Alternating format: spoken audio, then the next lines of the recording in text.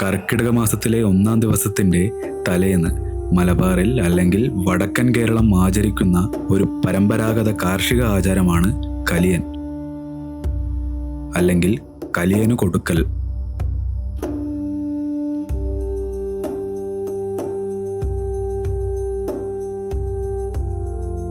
കാർഷിക ദേവനായ ശിവനെ പ്രീതിപ്പെടുത്താനും വരും വർഷത്തിൽ സമൃദ്ധമായ വിളവെടുപ്പിനും അനുഗ്രഹം തേടാനുമാണ് ഇത് നടത്തുന്നത്.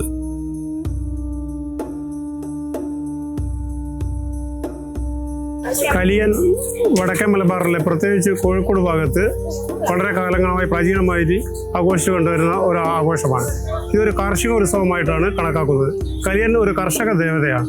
ഇതിൽ ഇടങ്ങഴിയുണ്ട്, നാഴിയുണ്ട്, നുകമുണ്ട്, കരുവുണ്ട്, ഏണിയുണ്ട്, കോണിയുണ്ട്, മുട്ടിയുണ്ട്, പിന്നെ കൽപ്പുണ്ട്, കരുവുണ്ട്, എല്ലാ സാധനവും ഉണ്ട്. ഇതെല്ലാം അതാണ്.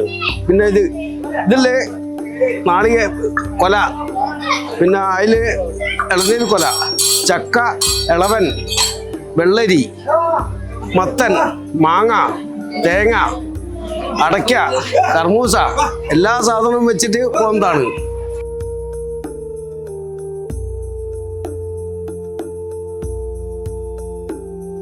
കർക്കിടക പെരുമ, അതായത് മിഥുനമാസം ഇടവപ്പാതി മുതൽ മിഥുനമാസം 31 വരെ ഉണ്ടാകുന്ന പേമാരിയിലുള്ള വെള്ളപ്പൊക്കവും വെള്ളക്കയറ്റങ്ങളും പിന്നെ ആളുകളുടെ ദുരിതങ്ങളും ജോലിയില്ലായ്മയും എല്ലാം കൂടെ ആളുകൾ വളരെ പരവശനായിരിക്കുന്ന സമയത്ത് മിഥുനമാസത്തിലെ അവസാന ദിവസം ആണ് കലിയനെ ആദരിക്കുന്നത്. കലിയൻ ഒരു കർഷക ദൈവമാണ്.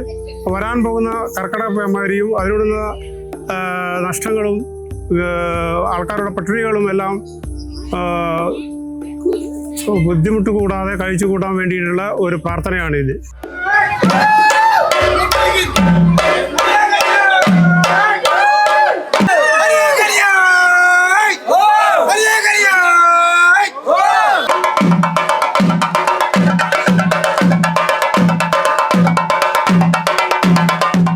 ആദ്യമായി എല്ലാ വീടുകളിലുമായിരുന്നു ഈ കലിയൻ ആഘോഷിച്ചുകൊണ്ടിരുന്നത്.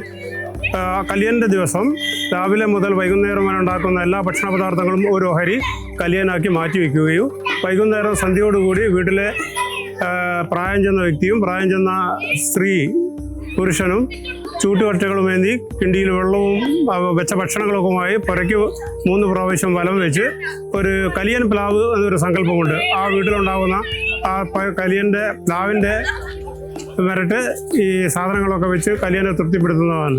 അത് വളരെ കാലാകാലങ്ങളായി ഈ ആചാരങ്ങളൊക്കെ മൺമറഞ്ഞു പോയപ്പോൾ പുതിയ തലമുറകൾ ഇതിനെ ഒന്ന് പുനരുദ്ധരിപ്പിച്ചുകൊണ്ട് കൂട്ടമായി കലിയൻ ആഘോഷം നടത്തുകയാണ്. അങ്ങനെ ഇതിൻ്റെ ഭാഗമായാണ് കൊളക്കാട് പ്രദേശത്തെ നാട്ടുകൂട്ടം കുനിക്കണ്ടി മുക്കിലുള്ള പ്രവർത്തകരുടെ നേതൃത്വത്തിൽ ഈ കലിയൻ ആഘോഷം നടക്കുന്നത്.